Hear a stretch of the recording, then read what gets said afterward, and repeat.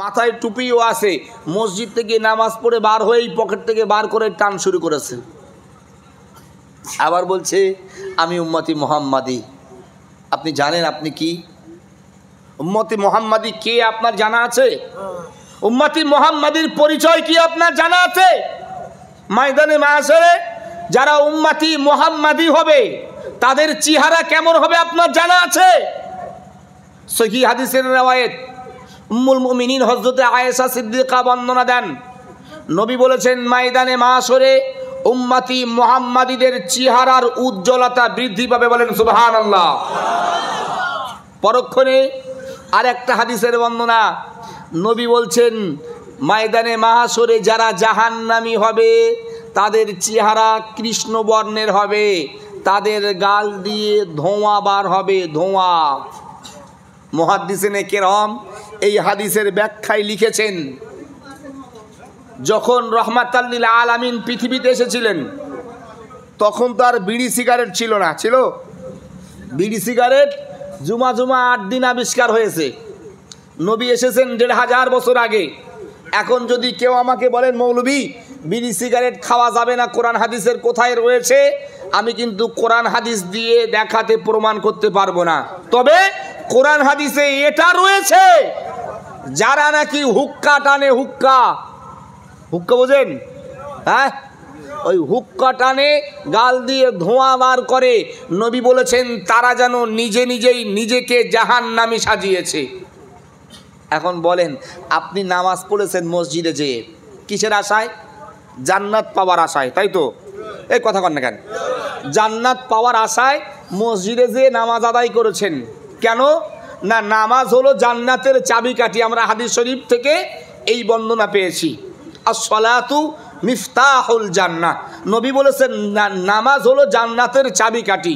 আপনি জান্নাতের চাবিকাঠি ক্রয় করতে যেয়ে বার হয়ে এসে যদি নিজেকে জাহান্নামী বানান, জান্নাতের চাবিকাঠি পকেটে থাকবে তো ভাই? কথা বলে না। এই সমাজে আমার মুসলিম তথাকথিত নামধারী ভেক মুসলিম এই রকম আছে না নাই? এখন বলেন আপনি যদি নিজেকেই জাহান্নামী সাজিয়ে নেন, আবার বলছেন আমি উম্মতি মুহাম্মাদি, নবী কি সেদিন আপনার জন্য সুপারিশ করবেন? ভাইরা আমার, বলতে বলতে অনেক দূর আগায় আসতেছি। ও মুসলমান বন্ধু, যেই কথা বলার জন্য এত দূর আপনাকে নিয়ে আসতেছি, আল্লাহর নবী মুহাম্মদুর রাসূলুল্লাহ সাল্লাল্লাহু আলাইহি ওয়াসাল্লাম জানিয়েছেন ইসলামের মূল 5টা স্তম্ভ। 5 স্তম্ভের মধ্যে প্রথমটা আপনাকে জানিয়েছি, লা ইলাহা ইল্লাল্লাহ মুহাম্মদুর রাসূলুল্লাহ, আল্লাহর প্রতি বিশ্বাস স্থাপন করা, নবীকে নবী বলে স্বীকার করা, সেটা জবানে বলা এবং অন্তরে বিশ্বাস আনা। 2 নম্বরে নবী বলেছেন ওয়া ইকামিস সালাহ, নামাজ কায়েম করা। ভাইরা আমার এই সমাজে এমনও হাজারো মুসলমান রয়েছে যাদের মধ্যে নামাজ নাই, অথচ তারা মুসলমান বলতেছে আমি মুসলমান। ও বন্ধু, আল্লাহর কসম, যার মধ্যে নামাজ নাই তার জন্য জান্নাত নাই। যে নামাজ কায়েম করে না সে কখনো জান্নাত পাবে না। কেন আপনি বলবেন তার প্রমাণ কি? হাদিস শরীফটা একটুখানি করে দেখেন, সহিহ বুখারীর riwayat, আল্লাহর নবী মুহাম্মদুর রাসূলুল্লাহ সাল্লাল্লাহু আলাইহি ওয়াসাল্লাম, নবী আমার উম্মুল মুমিনিন হযরত আয়েশা সিদ্দিকাকে ডাক দিলেন। আমার নবী হযরত আয়েশাকে ডেকে বলতেছেন, আয়েশা, হাসরের ময়দান হবে কঠিন একটা ময়দান। ও আয়েশা, হাসরের ময়দানটা এতটাই একটা কঠিন ময়দান হবে যেই দিবসে কেউ কাউরে যখন চিনবে না, আমি মুহাম্মদুর রাসূলুল্লাহ সাল্লাল্লাহু আলাইহি ওয়াসাল্লাম সেই কঠিন দিবসে আমি আমার উম্মতগুলোকে চিহ্নিত করতে পারবো। আমার নবীর বিবি আম্মা জান আয়েশা সিদ্দিকা ডাক দেয়, ইয়া রাসূলুল্লাহ, ইয়া হাবিবাল্লাহ, নবী গো, যেই দিবসে মা তার গর্ভধারণকারী সন্তান চিনবে না, ওগো আল্লাহর নবী, যেই দিবসে যে মা 10 মাস 10 দিন সন্তানকে গর্ভে ধরেছিল, যে মা 2টা বছর বুকের দুধ সন্তানকে পান করিয়েছিল, যে মা নিজে না খেয়ে সন্তানকে খাইয়ে লালন পালন করেছিল, নবী গো, সেই মা যেদিন চিনবে না, ওগো আল্লাহর নবী, আপনি কেমনে সেই দিবসে আপনার উম্মতগুলোকে চিহ্নিত করবেন? আমার নবী ডাক দেয়া কয়, আয়েশা, আমি একটা ছোট্ট এক্সাম্পল তোমায় দিই, ছোট্ট একটা উদাহরণ তোমায় দিই। আমি নবী কেমনে হাসরের ময়দানে আমার উম্মতগুলোকে চিহ্নিত করব। আমার নবীর বিবি উম্মুল মুমিনিন হযরত আয়েশা সিদ্দিকা ডাক দেয়, ইয়া রাসূলুল্লাহ, আমার বড় জানতে ইচ্ছা জাগতেছে, আপনি একটু দয়া করে বর্ণনা দেন। নবী কয়, আয়েশা, আমি নবী কেমনে হাসরের ময়দানে উম্মতদিগকে চিনব তার একটা দৃষ্টান্ত তোমায় দিতেছি। ও আয়েশা, মনে রেখো, পৃথিবীর কোনো একটা জায়গায় 100 ঘোড়া যদি দাঁড় করিয়ে আমি নবী তোমাকে বলি, আয়েশা ঘোড়াগুলো গুনতি করো। আয়েশা বলো তুমি কি ঘোড়াগুলো গুনতি করে নিতে পারবে? উম্মুল মুমিনিন ডাক দিলেন, ইয়া রাসূলুল্লাহ, ইয়া হাবিবাল্লাহ, নবী গো, 100 ঘোড়া একত্রিত দাঁড় করিয়ে আপনি আমাকে গুনতি করার জন্য বলবেন, আমি আয়েশা সহজেই তো ঘোড়াগুলো গুনতি করে নিতে পারবো। আমার নবী রাহমাতাল লিল আলামিন, দয়ার নবী আমার আয়েশাকে ডাক দিলেন, আয়েশা, ওই 100 ঘোড়ার মধ্যে 99টা ঘোড়া যদি লাল হয় আর একটা ঘোড়া যদি সাদা হয়, আয়েশা বলো তুমি কি দূর থেকে সাদা ঘোড়াটাকে চিহ্নিত করতে পারবে? উম্মুল মুমিনিন হযরত আয়েশা সিদ্দিকা ডাক দেয়, ইয়া রাসূলুল্লাহ, ইয়া হাবিবাল্লাহ, নবী গো, 100 ঘোড়ার মধ্যে যেখানে 99টা লাল ঘোড়া থাকবে, শুধুমাত্র একটা সাদা ঘোড়া, আমি আয়েশা যত দূর থেকে দৃষ্টি নিক্ষেপ করি না কেন আমি সহজেই সাদা ঘোড়াটাকে চিহ্নিত করে ফেলবো। আমার নবীর ডাক দেখায়, আয়েশা, যেমনিভাবে পৃথিবীর জমিনে লাল ঘোড়ার মাঝে সাদা ঘোড়া চিনতে তোমার কোনো অসুবিধা হয় না, আমি মুহাম্মদুর রাসূলুল্লাহ সাল্লাল্লাহু আলাইহি ওয়াসাল্লাম হাসরের ময়দানে কোটি কোটি মানুষের মধ্যে আমার উম্মত চিনতেও তদ্রূপ অসুবিধা হবে না। উম্মুল মুমিনিন ডাক দেয়, ইয়া রাসূলুল্লাহ, ইয়া হাবিবাল্লাহ, নবী গো, হযরত আদম শফিউল্লাহ থেকে নিয়ে আপনি মুহাম্মদুর রাসূলুল্লাহ পর্যন্ত সব নবীর উম্মত যেদিন একত্রিত হবে, ওগো আল্লাহর নবী, সেদিন কি আল্লাহ বুঝি আপনার উম্মতকে আলাদা বানায়া দিবে, যে আপনি সব নবীর উম্মতের ভিতর থেকে আপনার উম্মতগুলোকে আলাদা আলাদাভাবে বেছে বেছে চিহ্নিত করে নিতে পারবেন। আমার নবীর ডাক দিয়ে কয়, আয়েশা রে শোনো, আগে তো তুমি বলো আমার উম্মত কারা? হযরত আয়েশা ডাক দিয়ে কয়, ইয়া রাসূলুল্লাহ, ইয়া হাবিবাল্লাহ, নবী গো, আপনার উম্মত তো তারা যারা আপনার আগমনের পরে পৃথিবীতে আগমন করেছে, যারা আপনাকে নবুয়ত স্বীকৃতি দিয়ে নবী বলে বিশ্বাস করেছে, আর তারাই তো আপনার উম্মত বলে বিবেচিত হয়ে যাবে। আমার নবীর ডাক দেয়, কয়, না না আয়েশা, আমার উম্মত তারা না। হযরত আয়েশা কয়, ইয়া রাসূলুল্লাহ, ইয়া হাবিবাল্লাহ, তাহলে আপনার উম্মত কারা? আল্লাহ রাব্বুল আলামিন কোরআনেতে সে সম্পর্কে বিশেষ বর্ণনা দিয়েছেন। আল্লাহ রাব্বুল আলামিন পবিত্র কোরআনে জানায় দিলেন, আল্লাহ বলছেন, মা কানা মুহাম্মাদুন আবা আহাদিম মির রিজালিকুম ওয়ালাকির রাসূলুল্লাহি ওয়া খাতামান নাবিয়িন।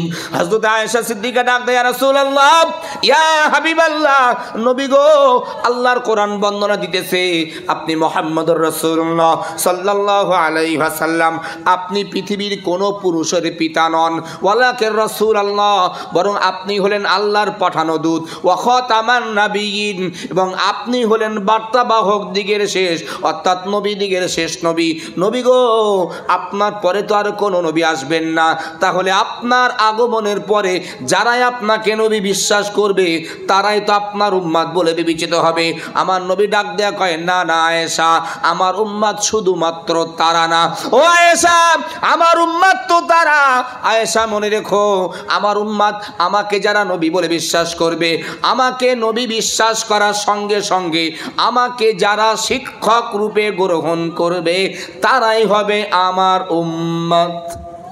সুবহানাল্লাহ বলবেন না?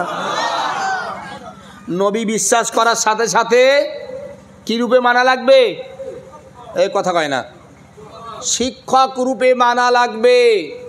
হাজিরিনে মাজলিস, আজকের বর্তমান বিশ্বে, আজকের যারা এই মজলিসে উপস্থিত রয়েছেন, মনোযোগ দিয়ে কথাগুলো ভালো করে বোঝার চেষ্টা করেন। আজকের পৃথিবীর পরীক্ষায় উত্তীর্ণ হওয়ার জন্য আমরা পৃথিবীর মাস্টারের থেকে সাজেশন নেই কি নেই না? পৃথিবীর মাস্টার যারা, এই যারা টিউশন মাস্টার রয়েছে, এরা নোটস লিখিয়ে দেয় না? সেই নোটসগুলো আমরা স্টাডি করি কেন? না পরীক্ষায় যাতে ভালো নাম্বারে পাস করতে পারি। আপনার নবী, আপনার টিচার, আপনার রব আপনার থেকে হাসরের ময়দানে পরীক্ষা নেবেন। আপনার টিচার আপনার জন্য সাজেশন দিয়েছেন, আপনি যদি সেই সাজেশনগুলোকে বুড়ো আঙুল দেখান, পরীক্ষায় পাশ করতে পারবেন? বলবেন মৌলভী এখন ডিজিটাল ইন্ডিয়ায় পাশ করতে পড়া লাগে না, পড়াশুনো না করেও পাশ করা সম্ভব। হয় কি হয় না? হ্যাঁ, আপনাদের আসামে হয় কি জানি না, আমাদের বেঙ্গলে পরীক্ষা না দিয়েও পাশ করা যায়। কথা বুঝতেছেন না? পরীক্ষা না দিয়েও পাশ করা যায়। আপনারা নিউজ দেখেছেন, আমাদের বেঙ্গলে 2012 সনে প্রাইমারি পদে শিক্ষক নিয়োগ দেওয়া হয়েছিল কম বেশি 42,000 প্রাইমারি টিচার। 42,000 প্রাইমারি টিচার নিয়োগ দিয়েছিলেন বেঙ্গলের মহামান্য সরকার বাহাদুর। পরে তদন্ত করে 2022 সনে এসে দেখা যাচ্ছে ওই 42,000-এর মধ্যে 22,000 ভুয়া। কথা বুঝতেছেন না? 22,000, কেউ দিয়েছে 10 লাখ, কেউ দিয়েছে 12 লাখ, কেউ দিয়েছে 15 লাখ। পরীক্ষায় বসেনি, তার মার্কশিটের নাম্বার এসেছে 52, 53, 55, বিনিময়ে দেওয়া লেগেছে 10 লাখ, 12 লাখ, 14 লাখ। এখন অনেকেই ভাবতেছেন মৌলভী আপনি বলতেছেন পরীক্ষায় পাস করতে পৃথিবীতে যা কামাই করেছি মরে যাওয়ার পরে ছেলেরে বলবে এই 20 লাখ টাকা কাফনের ভিতরে দিস, ফেরেশতারা যেদিন ধরবে আল্লাহর সম্মুখে 20 লাখ ফেরেশতারা দিয়ে বলবে আমারে পাস করিয়ে দে, সুযোগ হবে? কথা কয় না? হ্যাঁ। সম্মানিত হাজরিন, আল্লাহর নবী মুহাম্মদুর রাসূলুল্লাহ সাল্লাল্লাহু আলাইহি ওয়াসাল্লাম নবী আমার আয়েশাকে ডেকে ডেকে বলতেছেন, আয়েশা আগে তো শোনো আমার উম্মত কারা। ও আয়েশা শোনো, আমার উম্মত যারা আমাকে নবী মানবে, আমাকে নবী মানার সঙ্গে সঙ্গে আমাকে টিচার রূপে গ্রহণ করবে। ও আয়েশা মনে রেখো, আমার উম্মতেরা আল্লাহর পরীক্ষায় উত্তীর্ণ হওয়ার জন্য মরণের পর আল্লাহর পরীক্ষায় হাসরের ময়দানে পাশ করার জন্য তারা আমার সাজেশনটাকে আঁকড়ে ধরবে, আমার সাজেশনগুলোকে স্টাডি করবে, আমার সাজেশনটাকে তারা মান্যতা দেবে। আমার নবী সেই জন্য হাদিসের মধ্যে জানিয়েছেন, ক্বালান নবী সাল্লাল্লাহু আলাইহি ওয়াসাল্লাম বাইনাল আবদি ওয়া বাইনাল কুফরি তারকুস সালাহ। নবী বলেছেন, আয়েশা আমার উম্মত যারা হবে তারা আমার এই সাজেশনটাকে আঁকড়ে তারা প্রাথমিক পর্যায়ে ঈমানদার হতে চাইবে।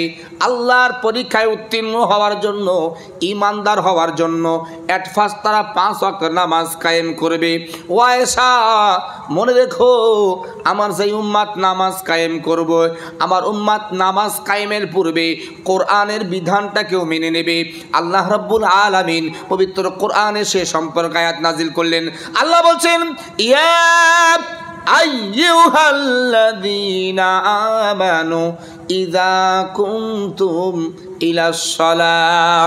আল্লাহ রাব্বুল আলামিন तमाम পৃথিবীর ঈমানদারগুলোকে ডাক দিয়েছেন, ও ঈমানওয়ালা, ও বিশ্বাসী বান্দা বান্দি, আমি তোমাদের রব তোমাদের জন্য বলছি, ইযা কুনতুম ইলাস সালাহ, যখন তোমরা নামাজের জন্য দাঁড়িয়ে যাবে, যখন তোমরা নামাজের জন্য প্রস্তুতি নেবে, যখন তোমরা নামাজের জন্য তৈরি হবে, ফাগসিলু উজুহাকুম, তোমরা তোমাদের মুখমণ্ডল ধৌত করে নেবে, ও আয়দিয়াকুম ইলাল মারাফিক, দুই হাতের কোণায় পর্যন্ত ধৌত করে নেবে, ওয়ামসাহু বিরুসিকুম, তোমরা তোমাদের মাথা মুসা করে নেবে, ও আরজুলাকুম ইলাল কাবাইন, তোমাদের পা দুখানি তোমরা ধৌত করে নেবে। আমার নবী রাহমাতুল লিল আলামিন হযরত আয়েশাকে ডেকে ডেকে বলতেছেন, আয়েশা আমার উম্মত যারা হবে আমার কথা মতো আমার সাজেশন মেনে নিয়ে ঈমানদার হওয়ার জন্য নামাজ কায়েম করবে। ও আয়েশা এই নামাজ কায়েম করার পূর্বে কোরআনের কথা মতো তাদের শারীরিক অঙ্গ প্রত্যঙ্গ ধৌত করবে, অর্থাৎ ওযু বানাবে। ও আয়েশা মনে রেখো, আমার যে উম্মত নামাজের জন্য ওযু বানাবে, আল্লাহ রাব্বুল আলামিন হাসরের ময়দানে তাদের চেহারায় আল্লাহ নূর দিয়ে উজ্জ্বল বানায়া দিবে। ও আয়েশা, পৃথিবীতে লাল ঘোড়ার মাঝে সাদা ঘোড়া চিনতে যেমন তোমার অসুবিধা হয় না, আমি মুহাম্মদুর রাসূলুল্লাহ সাল্লাল্লাহু আলাইহি ওয়াসাল্লাম কোটি কোটি মানুষের মধ্যে সব নবীর উম্মতের ভিতর থেকে আমার উম্মত চিনতে অসুবিধা হবে না। নবী উম্মত চিনবেন হাসরের ময়দানে কি দেখে? কথা কয় না? চেহারার উজ্জ্বলতা দেখে। ও ভাই, বছরে দুবার রুমাল বেঁধে ফাঁকে মাঠে যে যারা ঠোকে, ওদের চেহারার উজ্জ্বলতা বাড়বে? কথা কয় না। আমি জানি আপনারা আমার উপরে যা রাগ করতেছেন, কিন্তু উপায় নাই, আমাকে বলা লাগবে, আমাকে বলা লাগবেই লাগবে। বছরে দুইবারের পার্টি কে কে রয়েছেন হাত তোলেন তো দেখি। হুজুর, এত মানুষের সামনে এইভাবে লজ্জা দিলে হয়? আল্লাহর কসম ভাই, আমি আপনাকে লজ্জিত করছি না, আমি আপনাকে জাহান্নাম থেকে বাঁচানোর জন্য বলতেছি। যদি আপনি নিজেকে জাহান্নাম থেকে বাঁচাতে চান, এখন লজ্জা নয়, আপনি নিজেকে সংশোধন করেন। আগামী দিন থেকে, এই মুহূর্ত থেকে আর জীবনে কোনোদিন ইচ্ছাকৃত নামাজ ছাড়বেন না। পারবো ইনশাল্লাহ? পারবো ইনশাল্লাহ? হুজুর, এখন আবেগের বসে পোলাও খাবার ধান্দায় বলে ফেলতেছি, শুধু পোলার প্যাকেটটা একবার হাতে পাই, তারপর দেখতেছি, তাই না? একবার শুধু পোলাওর প্যাকেটটা হাতে পায়, এশার নামাজ হবে। এই যে এত মানুষ রয়েছেন, মিলিয়ে নেবেন, অর্ধেকও মসজিদে থাকবে না। আবার তারাই বলছে ইনশাআল্লাহ আজ থেকে নামাজ ছাড়বো না। আফসোস, কষ্ট হয়। হাজির মাজলিস, নবী চেহারার উজ্জ্বলতা দেখে আপনাকে উম্মতি মুহাম্মাদি বলে চিহ্নিত করবেন। আপনি সপ্তাহে একদিন আসতেছেন জুমার দিনেতে মসজিদে, আবার বলছেন আমি বড় মুসলমান। ওরে সর্বনাশ! মসজিদের সেক্রেটারি, ক্যাশিয়ার, হিসাব রক্ষক, সভাপতি সব বাবুরা প্রথম কাতারে বসে, সপ্তাহে একদিনের পার্টি। আলহামদুলিল্লাহ, আপনাদের এখানে মনে এমন না নাকি? না এখানেও এমন? হ্যাঁ, এখানে ভালো আলহামদুলিল্লাহ। সভাপতি এমন এমন, আল্লাহু আকবার। পেশাব করতে হয় কিভাবে জানে না, সে হয়েছে মসজিদের সেক্রেটারি। লজ্জা লাগে না? তুমি নিজেকে মসজিদের সেক্রেটারি বলছো, মানুষের কাছে পরিচয় দিতেছো আমি ওই শিলডুবি ঘিলাছড়া রহমানিয়া জামে মসজিদের সম্মানিত সেক্রেটারি। পেশাব করে কুকুরের মতন ঠ্যাং তুলে দিয়ে, ছি ছি ছি, লজ্জা হয় না? লজ্জা হয় না? তুমি মসজিদের খিদমত করতে আসতেছো, তুমি মসজিদের সঙ্গে সম্পর্ক রাখতেছো, অথচ তুমি যে আশরাফুল মাখলুকাত মানুষ, এই মানুষের পরিচয়টুকু তুমি দিতে পারতেছো না। আবার তুমি বলছো আমি মসজিদের সেক্রেটারি। আফসোস, আজকের কোন সমাজে আমরা বাস করতেছি। ভাইয়েরা আমার, গভীর মনোযোগ দেন। ও মুসলমান, আপনার পা দোকান বাড়িয়ে দেন। আমি আপনার পা ধরে বলতেছি ভাই, আমি আপনাকে অপমানের জন্য বলতেছি না। আল্লাহর কসম, ময়দানে মাহশরে যেই দিবসে আপনার রব আপনার থেকে বিচার নেবেন, আপনার রবের সম্মুখীন যেদিন আপনাকে হওয়া লাগবে, আপনার রব যেদিন আপনাকে ডেকে ডেকে বলবে বান্দা তোমার সারাটা জিন্দেগিতে তুমি কি করেছো হিসাব দাও। ও বন্ধু, এক চুল পরিমাণ কোনো কিছুই আপনার হেরফের হবে না। আপনি পৃথিবীতে যা কিছু করেছেন সবগুলো আপনাকে আল্লাহর দরবারে হাজির করানো হবে। আল্লাহ রাব্বুল আলামিন সেই জন্য কোরআনে বলেছেন, আল্লাহ বলছেন ওয়াকুল্লু ইনসানিন আলজামনাহু তাইরাহু ফি উনুকি অনুখরিজু লাহু ইয়াওমাল কিয়ামাতি কিতাবাই ইয়ালকাহু মানসুরা। আল্লাহ রাব্বুল আলামিন জানাই দিলেন, বিশ্ববাসী, পৃথিবীর মানুষ, ভালো করে তোমরা স্মরণ রেখো, আমি আল্লাহ রাব্বুল আলামিন তোমাদের কৃতকর্মগুলা যা কিছু তোমরা পৃথিবীতে তৈরি করতেছো। ও মুসলমান, পৃথিবীর পরীক্ষায় টাকার বিনিময়ে পাস করা যায়, পৃথিবীর পরীক্ষায় মাস্টারকে সিগারের প্যাকেট দিলে পাস করা যায়, তবে সব মাস্টার এমন না। পৃথিবীর পরীক্ষায় আপনার পরীক্ষককে যদি ভালো করে খাইয়ে দেন আপনার নাম্বার বেড়ে যায়, কিন্তু না বন্ধু, আল্লাহর পরীক্ষায় এমন কোনো অপশন থাকবে না। আল্লাহ রাব্বুল আলামিন বলছেন, বান্দা বান্দি, তুমি হায়াতে জিন্দেগিতে যা কিছু করতেছো আমি আল্লাহ সবগুলো লিপিবদ্ধ করাচ্ছি। আল্লাহ রাব্বুল আলামিন প্রত্যেকের দুই কাঁধে দুইজন রাইটার নিযুক্ত করে রাখছেন, তারা আমার আপনার প্রত্যেকের কৃতকর্ম লিপিবদ্ধ করছেন। ও মুসলমান, আল্লাহ বলছেন, বান্দা বান্দি, তোমাদের কৃতকর্মগুলা আমি আল্লাহ সব লিপিবদ্ধ করিয়ে তোমাদের গলদেশে ঝুলন্ত অবস্থায় রেখে দিয়েছি। অনুখরিজু লাহু ইয়াওমাল কিয়ামা, বান্দা বান্দি মনে রেখো, আমি আল্লাহ রাব্বুল আলামিন তোমাদের কৃতকর্মগুলা, তোমাদের আমলনামা খানা আমি আল্লাহ কিয়ামতের দিবসে বাহির করব। শুধু বাহির করব তা না, কিতাবাই আলকাহু মানসুরা, বান্দা বান্দি মনে রেখো, আমি আল্লাহ রাব্বুল আলামিন তোমাদের কৃতকর্মা যা পৃথিবীতে হায়াতে জিন্দেগিতে তোমরা করেছো, আমি সবগুলোকে একটি পূর্ণাঙ্গ কিতাবের আকারে বাহির করব। একটি পূর্ণাঙ্গ পুস্তকের আকারে আপনার জন্মের পর থেকে মৃত্যুর আগ পর্যন্ত যা কিছু আপনি করেছেন, প্রচণ্ড শীতের দিন ফজরের নামাজ পড়েছে মুসল্লি, রাগ করবেন না যদি কেউ এরকম থেকে থাকেন, সংশোধন হন। এগুলো আমি বাস্তব প্র্যাকটিক্যালে প্রমাণ করেই বলছি। ফজরের নামাজ পড়ে কনকনে ঠান্ডা, ঠক ঠক করে কাঁপতে কাঁপতে চায়ের দোকানে চলে গিয়েছে। চায়ের দোকানে যেয়ে বলছে, দে রে চা দে। দোকানওয়ালি যথারীতি চা দিয়েছেন। এক গ্লাস খাওয়ার পর বলছে, খুব ঠান্ডা, আর একটা দে।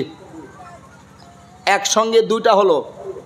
বেশ আধা ঘন্টা 40 মিনিট চায়ের দোকানে যা গল্প হয় সে তো আর বলা লাগবো না, আপনারা বুঝতেছেন। কিছু সময় থেকে আসার সময় বলছে, আর একটা দে রে, যাবো। শেষে আর একটা খেলো। তাহলে কটা হলো? 3টা। চায়ের দোকানকে টাকা দিচ্ছে 2টার, সেই প্রথমে একটা এসে খেয়েছি, আর একটা হাওয়া। কথা বুঝতেছেন না? হ্যাঁ, এইরকম লোক এই সমাজে আছে না নাই? হ্যাঁ, আল্লাহ বলছেন, বান্দা তুমি চায়ের দোকানে 3 কাপ চা খেয়ে 2টার টাকা দিয়েছো, একটা যে দাও নাই সেটাও তোমার আমলনামায় আমি লিপিবদ্ধ করিয়ে রাখছি। ময়দানে মাহশরে আল্লাহ বললেন, তোমাদের আমলনামাটা একটি কিতাবের আকার নিয়ে তোমার সম্মুখে হাজির করাবো, আর তোমাকেই সম্বোধন করে বলবো, ইকরা কিতাবাক, পড়ো এই কিতাব। আল্লাহর পরীক্ষা কেমন একটু বোঝেন। আল্লাহর পরীক্ষার পৃথিবীর পরীক্ষা কতটা ডিফারেন্স। পৃথিবীর পরীক্ষায় আপনি পরীক্ষা দিয়েছেন, এই যারা ম্যাট্রিক পরীক্ষা দেবে, মনে করেন আপনাদের এলাকার যেটা সেন্টার, যেই স্কুলে সেন্টার পড়েছে, আশেপাশে আরও 5টা-6টা স্কুলের ছেলে মেয়েরা সেখানে আসছে, পরীক্ষা দিয়েছে। পরীক্ষা দেওয়ার পরে তাদের উত্তরপত্র যারা পরীক্ষক, স্কুলে যারা দায়িত্বে রয়েছেন তাদের কাছে জমা করতে হয়। হয় কি হয় না? রাগ হচ্ছে আমার কথা আপনাদের? হ্যাঁ, একটু মনোযোগ দেন। পরীক্ষকদের কাছে খাতা জমা করতে হয়। সেই খাতা সব তারা নিয়ে ডিস্ট্রিক্ট অফিসার, যিনি জেলার হেড, যিনি তানার কাছে দেন। জেলার থেকে সেটা চলে যায় রাজ্য স্তরে।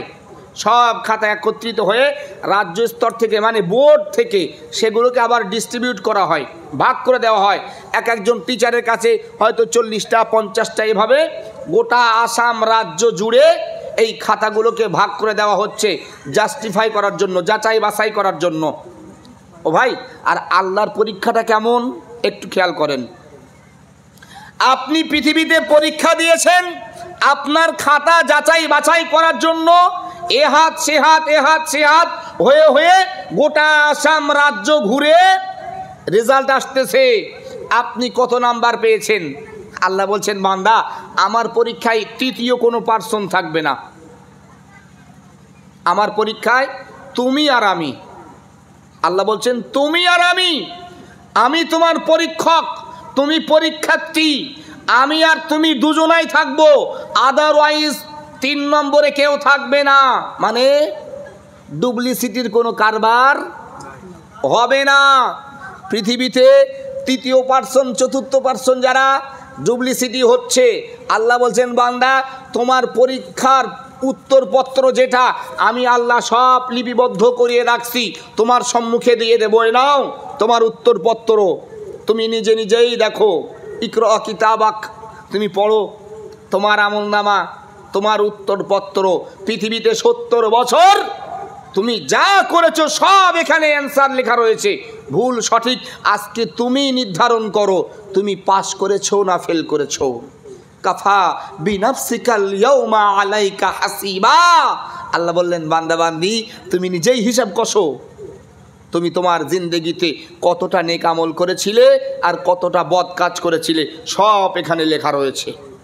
আজকের তুমি হিসাব কষো, আজকের দিনে তুমি পাস করেছো না ফেল করেছো। যদি পাস করো তোমার জন্য রয়েছে জান্নাত, ফেল করলে কোথায়? সেদিন কোনো অপশান থাকবে জাহান্নাম থেকে বেঁচে আসার? ভাইয়েরা আমার, গভীর মনোযোগ দেন। পৃথিবী জমিনে আপনি পরীক্ষা দিয়েছেন 2024 সনে, কোনো কারণে যদি আপনি ফেল করেন 2025-এ পরীক্ষা দেওয়ার সুযোগ আসে কি আসে না? 2025-এ যদি আপনি ফেল করেন 26-এও আপনাকে সুযোগ দেওয়া হবে। ও বন্ধু, এমনিভাবে পৃথিবীর জিন্দেগিতে যতবার আপনি পরীক্ষায় ফেল করবেন ততবার আপনার সুযোগ মিলবে, কিন্তু আল্লাহর পরীক্ষা যেদিন আপনাকে দেওয়া লাগবে, একবার যদি আপনি ফেল করেন দ্বিতীয়বার আপনাকে সুযোগ দেওয়া হবে না। অতএব এখনও আপনার সময় রয়েছে, এখনও পূর্ব আকাশ থেকে সূর্য উদিত হচ্ছে, এখনও পশ্চিম আকাশে সূর্য উদিত হয় নাই, এখনও তাওবার দরওয়াজা বন্ধ আছে। ও মুসলমান, সতর্ক হয়ে যান, সাবধান হয়ে যান। যদি আল্লাহর পরীক্ষায় আপনি উত্তীর্ণ হতে চান, শুধু শুক্রবার মসজিদে আসলে হবে না, শুধু ঈদের মাঠে মাথায় রুমাল বেঁধে ফটাফট সেজদা দিলে হবে না। আল্লাহর কসম, আমি আব্দুর রহমান আপনাকে হেয় করছি না, আপনাকে অপমান করছি না, আমাকে হাদিস দিয়ে আপনাকে প্রমাণ দেব। যেই সমস্ত মুসলমানেরা শুধুমাত্র ঈদের নামাজ পড়ে নিজেদেরকে মুসলমান বলে, শুধুমাত্র জুমার নামাজ পড়ে নিজেদেরকে মুসলমান বলে, আমি আব্দুর রহমান বলে রাখছি, নোট করে রাখেন, যারা নিজেদেরকে মুসলিম পরিচয় দেয় আর বলে আমি জুমার নামাজ পড়ি, মুসলমানই সব নীতি কানুন মানতেছি, আমি পাক্কা মুসলমান, না না না না, ওই মানুষটা জাহান্নামী জাহান্নামী জাহান্নামী। নাউজুবিল্লাহ বলতে পারেন না? বলবেন আমি মসজিদের সেক্রেটারি, মসজিদের জন্য এর কাছে তার কাছে চাঁদা তুলে এনেছি, আমি আবার জাহান্নামী? সাবধান, আপনি যে যাই হন না কেন, মসজিদের সেক্রেটারি হন, সভাপতি হন, গ্রামের মাতবার হন, আর যাই হন না কেন, শুধু জুমার নামাজ পড়ে যদি আপনি বলেন আমি ইসলামী কানুন সব মানছি, আপনি জাহান্নামী। বলবেন প্রমাণ? হাদিস খোলেন, ওলামা হযরত রয়েছেন। আমি শুরুতেই বলেছি যদি আমার ভুল হয় আমার সংশোধন করিয়ে দেবেন, কেননা আমি এখনও বাচ্চা, আমি এখনও ছাত্র, আমি এখনও শিক্ষার্থী, ভুল হওয়াটাই স্বাভাবিক। একটু মনোযোগ দেন। রহমাতাল লিল আলামিন হাদিস শরীফের বর্ণনায় আসছে, 1 তারিখে মদিনার বাজার ভ্রমণ করতে গিয়েছেন। খুব ভালো করে মনোযোগ দেন। এই যারা সপ্তাহে একদিন মসজিদে আসে বেড়াতে, এই এদের জন্য এই হাদিস। মদিনার বাজারে গিয়েছেন নবী আমার ঘুরতে, হঠাৎ আসমান থেকে বৃষ্টি শুরু হয়েছে। আজকের বর্তমান মদিনার বাজার যেমন সুন্দর, 1500 বছর আগে মদিনার বাজার এমন ছিল না। শুধুমাত্র খোলা আকাশের নিচেই ব্যবসায়ীরা মাল বিছিয়ে বিক্রি করত। হঠাৎ বৃষ্টি আসাতে ব্যবসায়ীরা তাদের মালগুলো গুটিয়ে নিচ্ছেন। কিছু কিছু ব্যবসায়ী তাদের সব মাল গোটাতে পারেননি, কিছু কিছু মাল ভিজে গিয়েছে। বৃষ্টি বন্ধ, নবী আবার বাজার ঘুরে ঘুরে দেখতেছেন। এমত সময় আমার নবীর চোখে পড়লো একজন মানুষ, সে তার মালের উপরের ভাগটা নিচের দিকে দিচ্ছে আর নিচের ভাগটা উপরের দিকে দিচ্ছে। বুঝতেছেন? মালের উপরেরগুলো নিচের দিকে দিচ্ছে আর নিচেরগুলো উপরের দিকে। নবী তাকে জিজ্ঞাসা করে, করো কি? সাহাবা কয়, ইয়া রাসূলুল্লাহ, মদিনার বাজারের সব থেকে ছোট ব্যবসায়ী আমি। মনোযোগ দেন। ওগো নবী, মদিনার বাজারের সব থেকে ক্ষুদ্র ব্যবসায়ী আমি। মদিনার বাজারটা খোলা আকাশের নিচে, হঠাৎ বৃষ্টি আসার কারণে আমি আমার মালগুলো গুটিয়ে নিতে পারিনি। নবী গো, আমার মালের উপরি অংশ কিছু ভিজে গিয়েছে, যার কারণে মদিনার বাজারের কোনো ক্রেতা আমার এই ভিজে মাল ক্রয় করছেন না। সেই কারণে আমি ভিজেটা নিচের দিকে দিতেছি আর নিচের শুকনোটা উপরে দিতেছি, যাতে করে আমার মালটা বিক্রয় হয়। কথা বোঝাতে পারলাম? ভাইয়েরা আমার, হাদিস শরীফে সন্ন্যাসে লিখিত আল্লাহর নবী মুহাম্মদুর রাসূলুল্লাহ সাল্লাল্লাহু আলাইহি ওয়াসাল্লাম নবী আমার সাহাবাকে সেদিন ডেকে ডেকে বলেছিলেন, ও সাহাবা শোনো, আমি তোমার নবী বলছি, মান গাসানা ফালাইসা মিন্না। ও সাহাবা মনে রেখো, আমি পয়গম্বর মুহাম্মদুর রাসূলুল্লাহ সাল্লাল্লাহু আলাইহি ওয়াসাল্লাম বলছি, যেই মানুষটা ধোঁকা দেয় সে তাৎক্ষণিক আমার উম্মত থেকে খারিজ হয়ে যায়। তুমি যেই কাজটা করতেছো ও সাহাবা, তুমি যে তোমার ভিজে মালটা নিচে দিতেছো আর নিচের শুকনো মালটা উপরে দিতেছো, সাহাবা মনে রেখো, এই যে শুকনোটা উপরে দিয়ে তুমি মানুষকে বোঝাতে চাইছো তোমার মালটা শুকনা, অথচ ভিতরে রয়েছে ভিজা, এই কাজটাই হলো ধোঁকা। অতএব তুমি আমার উম্মাত থেকে খারিজ হয়ে গিয়েছো। ও মুসলমান, ও আসামের মুসলমান, শিলডুবি এলাকার মুসলমান, হাত জোড় করে অনুরোধ করে বলি, একটু গভীর মনোযোগ দেন। যেই রব আপনাকে বানিয়েছেন, যেই রব আপনাকে মানুষ রূপে পৃথিবীতে পাঠিয়েছেন, যেই রব আপনাকে দুইটা হাত দিয়েছেন, যেই রব আপনাকে দুইটা পা দিয়েছেন, যেই রব আপনাকে দেখার জন্য দুইটা চোখ দান করেছেন, যে রব পৃথিবীর এত কিছু নিয়ামত আপনাকে নিঃস্বার্থে দান করেছেন, সেই রব আপনার জন্য অর্ডার দিয়েছেন, সেই রব আপনাকে সম্বোধন করে বলেছেন, ওয়ামা খলাকতুল জিন্না ওয়াল ইনসা ইল্লা লিয়াবুদুন। সেই রব আপনাকে ডেকে বলেছেন, ও পৃথিবীর জিন ইনসান, আমি আল্লাহ জিন ইনসানকে বানিয়েছি শুধুমাত্র আমার ইবাদত বন্দেগী করার জন্য। মুসলমান ভাইয়েরা আমার, যেই রব আপনাকে এত কিছু বিনা পয়সায় দান করেছেন, সেই রব শুধু আপনার জন্য এতটুকু আশা করেছেন যে আমার বান্দা, আমি তার জন্য 5 ওয়াক্ত নামাজ ফরজ করেছি, রেগুলার 5 ওয়াক্ত নামাজ সে আমার জন্য, আমাকে খুশি করার জন্য আদায় করবে। ও বন্ধু, এখন বলেন, যেই রব আপনাকে কন্টিনিউ 5 ওয়াক্ত নামাজের কথা বলেছেন, আপনি সবগুলোকে বাদ দিয়ে সপ্তাহে একদিন 2 রাকাতের জন্য মসজিদে যাচ্ছেন, আপনি কি রবের সঙ্গে ধোঁকা দিচ্ছেন না? পৃথিবীর মানুষের সঙ্গে ধোঁকা দিলে যদি নবীর কথা মতো উম্মত থেকে বার হতে হয়, আল্লাহর সঙ্গে ধোঁকা দিলে কি হবে ভাই?